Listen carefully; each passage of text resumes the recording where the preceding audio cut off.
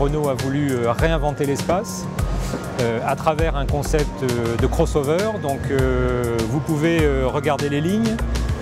Donc on a vraiment voulu donner une ligne élégante, racée à la voiture. Parmi les fonctionnalités les plus importantes, via l'écran tactile, vous pouvez personnaliser le réglage de la voiture selon votre humeur du moment. J'appuie sur le mode confort et la voiture est automatiquement configurée. Donc l'ambiance lumineuse change, la direction devient plus souple, le siège vous masse et les réglages du moteur et de la boîte de vitesse s'adaptent pour un fonctionnement extrêmement souple. A l'inverse, si vous voulez quelque chose de plus dynamique, vous passez en mode sport.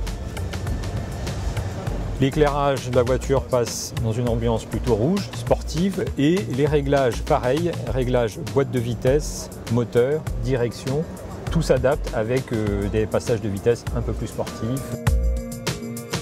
Sur Nouvel Espace, nous avons introduit une fonctionnalité tout à fait nouvelle et innovante. On peut escamoter les sièges dans le plancher. Comme sur d'autres voitures, la différence c'est qu'ici, la commande se fait via un clavier qui est situé à l'arrière de la voiture. Donc on appuie sur un bouton, le siège s'escamote. Aujourd'hui, cette opération est rendue extrêmement simple et ne nécessite aucun effort.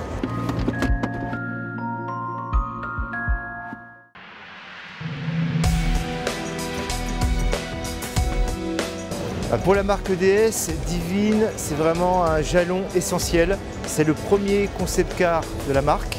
C'est ce qu'on appelle dans notre jargon de designer, c'est un manifeste de style, donc qui annonce tout le langage formel de toutes les prochaines DS, que ce soit pour le style de l'extérieur, le style de l'intérieur. Alors les sources d'inspiration, elles sont multiples, sont très influencées par le monde de la haute couture pour l'intérieur, puisqu'on a développé sur ce concept car un concept nouveau qu'on appelle l'hyper-personnalisation.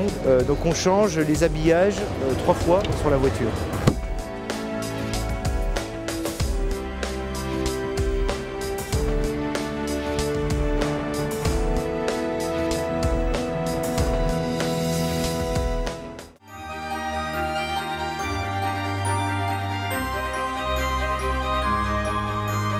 Comme tous les concept cars, c'est un exercice de style, de design qui permet, avec beaucoup de liberté, de défricher des pistes possibles pour notre futur. Eh bien, il y a beaucoup de choses que l'on va effectivement retrouver demain dans une voiture de production.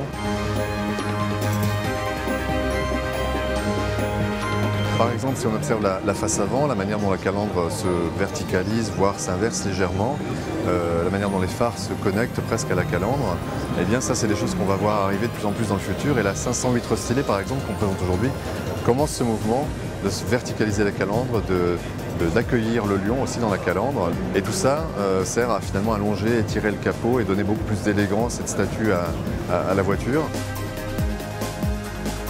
Ce qu'on propose ici, c'est de découper la planche de bord en 2 strates de couches, une qui appartient à l'univers des mains, de ce que l'on touche, et une qui appartient à l'univers de ce que l'on regarde.